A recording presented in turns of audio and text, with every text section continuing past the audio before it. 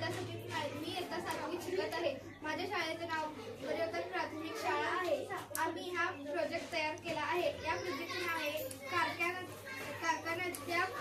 कारखान्यातील अशुद्ध पाण्याचे जलशुद्धीकरण करणे. हा कारखाना आहे. हे कारखान्याचे अशुद्ध पाणी आहे. हे पाणी शुद्ध करण्यासाठी हे 5 स्टेप्स वापरले आहेत.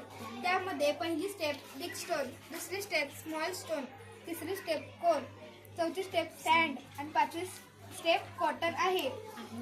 आम्ही या 5 स्टेप्स मार्फत हे पाणी शुद्ध करण्याचा प्रोजेक्ट तयार केला आहे.